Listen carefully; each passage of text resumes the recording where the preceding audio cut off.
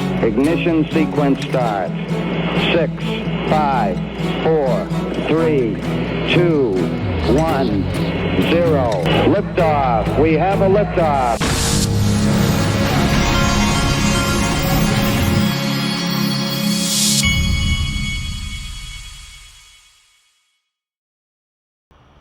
Hey everybody, this is the Digital Asset Investor, and a long time ago, I worked a deal out with my son worked a deal out with me that every Friday I would take him to get him breakfast.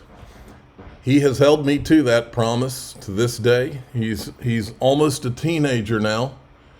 This morning we were in line getting his breakfast, and I said, do you realize how many thousands of dollars I have spent on your breakfasts because of one deal that you cut with me? And he says, yeah, and you can't get out of it until I go off to college. And then when I come home from college, if it's a Friday, you still got to get it for me. And then he said, think about how much money you've spent if you add the breakfast with the Legos you've bought me. I said, I don't even want to think about that. And by the way, I have cut a deal. He's cut another deal with me. One of the most expensive Lego sets on the planet is the Death Star from Star Wars. It is this big old thing. I think it cost $1,000. And I told him, I said, listen, I've been holding my XRP for a long time. When I make my first, or I would call it like what Brad Combs calls a shallow bag exit, when I make my first exit, I will buy you the $1,000 Lego set. I'm hoping, don't tell him this, but I'm hoping that he outgrows Legos between now and then so that I don't have to and he won't care. But he's smarter than that. What he'll do is he'll say, no, well, I'm not into that now, but it was $1,000, so you've got to spend $1,000 on something I do want now. I know how this kid thinks. This one is my streetwise kid.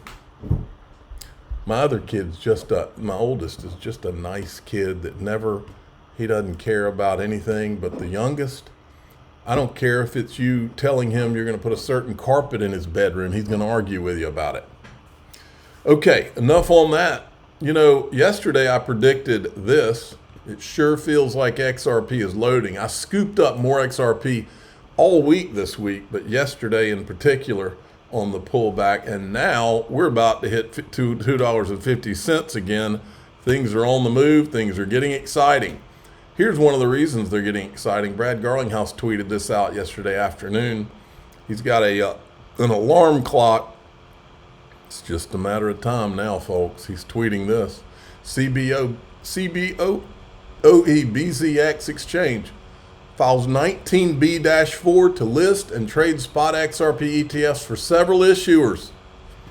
Folks, it is coming. And I believe a lot of what we've been watching here recently has been manipulation by these big Wall Street guys, because they know what's coming.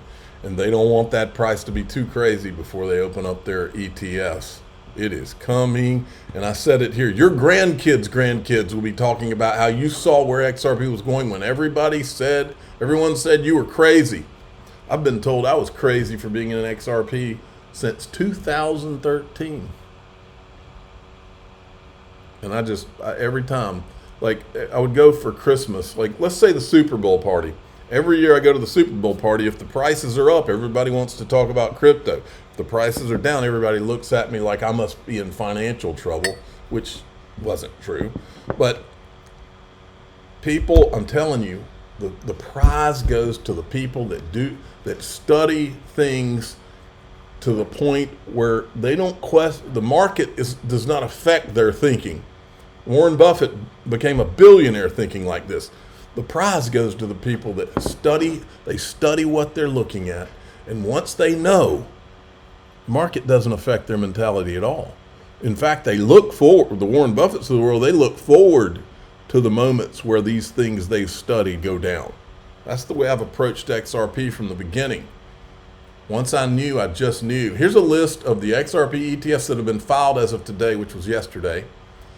Bitwise, Canary, they're coming to XRP Las Vegas. 21 Shares Core XRP Trust, Wisdom Tree XRP Fund, Grayscale, they want to convert theirs. Additional posts on X mention the following: ProShares, Rex and Osprey, CoinShares, Total Capital.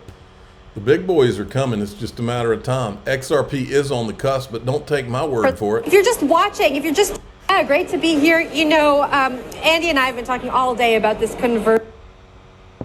Come on now. Of the traditional financial world and the crypto world that has been building, that both of us have been such a part of for the last so many years.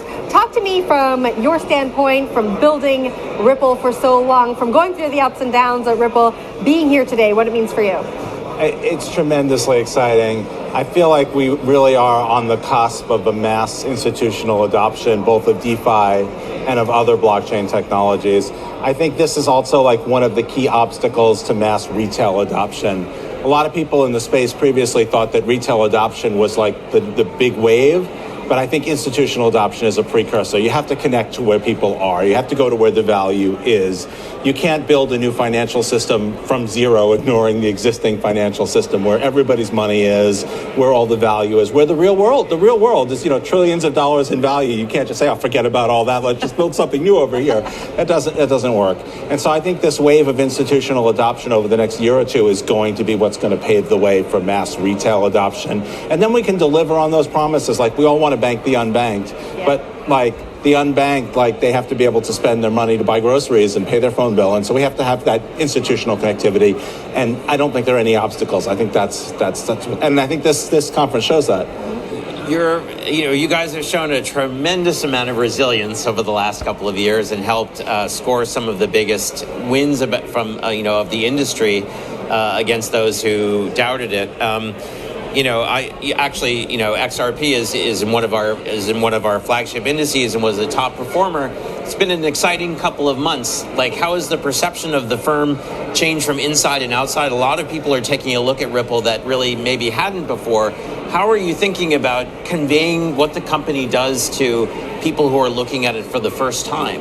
Yeah, it has been a huge difference. 4 years ago, we had what I called the worst Christmas ever when I found out that the SEC was suing us. Yes. And a lot of people thought that would just be the end of our business, and it could have been. And I'm glad to say that the industry eventually rallied around recognizing the regulatory overreach, and I think things have gotten obviously a lot better since then. More recently, the changes in the United States over the past month or so have just been unbelievable, and it has unlocked business in the United States, but also business overseas. I think a lot. I didn't realize this until the change happened. There are a lot of other countries that kind of take their regulatory cues from the United States, and so when the United States didn't seem serious, they didn't really seem all that serious either. Now there's more international competition to bring in innovation. I think now we also, Ripple has a new product, RLUSD, which is a stable coin, which we think is going to be great for applications ranging from things like payments to DeFi, as a collateral, as a way of moving value from one place to another. And then, of course, the XRP ledger adding DeFi capability. That's not the first generation of DeFi capability was very experimental, and it was looking for absurdly high yield. It was gambling, let's be honest, it was gambling. That's cool, that attracts people. Vegas was built on gambling, right? But the next wave of real utility is going to be built around things that are much less interesting. A savings account is not super interesting. It doesn't provide high yield, it doesn't have high risk. You don't check the balance of your savings account every day, but it has real world utility. And I think that avenue of real world utility that Ripple's leaned hard into is the tokenization of real world assets, from very useful financial products all the way to things like venture capital and real estate and that whole spectrum. All right, very interesting stuff. This right here was more gratifying. Yesterday when I was doing my video, I was trying to show you this, but I couldn't find it. Yesterday was kind of a mess for me. But we've got it here, and it's so, after everything we've been through with old Mike Novogratz, this is so gratifying. It's so worth your time. Watch this guy. The narrative at one point has to be met with some utility. Come on now. Things go up and down. And because it's so easy to issue tokens now, you have almost an infinite supply response. And so while you're seeing Bitcoin, Ethereum, Solana, XRP even, the other than Solana, the top 5 tokens were issued way back because they had time to build their communities. And those communities are really, really vibrant. The biggest surprise that I've seen in this market was how resilient communities of what I thought were tokens, were. I would have never thought XRP would have been the best performing token after the inauguration, but it was. The XRP army is vibrant and strong. And I was even talking to Brad Garlinghouse. He said, I'm not even sure where it comes from. Where this passion, but it's comes from here. Passionate. And if you think about what I'm getting to the point, I promise. Let me tell you where it comes from, Mike and Brad, if you don't know. Where it comes from is the average person out here who got many who got burned by the financial crisis. I think the financial crisis was the last straw. It was the last straw for me. I wouldn't even be here if it wasn't for the financial crisis. It was the last straw. I believe that was when people said no. When they did the TARP bailouts, that was when people said, enough's enough. We've got to find a way to climb out of this hole. And when cryptocurrencies showed up, a lot of the people that were focused on gold and silver and things like that, because they didn't trust the government anymore, they saw this Bitcoin thing. In hindsight, I think Bitcoin was created by governments because of that distrust. I believe they didn't want them going for physical gold, still don't. I believe that's why it was created, but that's what drew many of us in. I believe there's a reason that they've kept your eyes off of XRP. There's a reason the XRP army is bigger than all the others. It's bigger because everybody knows in their gut, why are they not telling me to look over here at this thing? Why are they telling me to look at this fool's gold Bitcoin? I think that's a pretty good explanation, Mike. What we learned in crypto, and the older you are, Dan and I. Why are they telling me to look at this Ethereum junk that doesn't work and is expensive? Why are they telling me to look at Luna, Mike? Why are they telling me to look at bullcrap, FTX? It's not a coincidence. Ripple was nowhere to be found in the FTX saga. Everywhere where things are working and real business is being done and no fraud, no accusations of fraud is where Ripple was. And I believe that's why they were attacked, because the real corrupt fraudsters were the ones directing them to be attacked, because they were the ones probably that were Ethereum disguised whales. I'm 60, he's probably close. The more difficult this is to understand is that community became a part of the investment, algorithm. And we didn't really pay attention enough of that early on. And I used to joke about the tattoos, the Bitcoin tattoos. Very few people have Microsoft. We've joked about your Luna tattoo here. I like Brad Garlinghouse's XRP tattoo a lot more. Tattoos, but thousands and thousands, tens of thousands have Bitcoin tattoos, right? There's something more than the association with the stock. Well, that same idea in Bitcoin exists in XRP, it exists in Celestia for a smaller way. And so this idea of community as an investing input, we're now seeing, you could say Tesla has always had this crazy valuation because of this idea of the Tesla community. And the jury is out. Is that a permanent? Okay, that's enough of that. Tristan Tate is finding out too. Any questions, Tate? He ran a poll on his X profile. Your favorite crypto asset is, and I'm sure he thought Bitcoin was going to win. Look at Ethereum getting smoked. XRP wins 51%.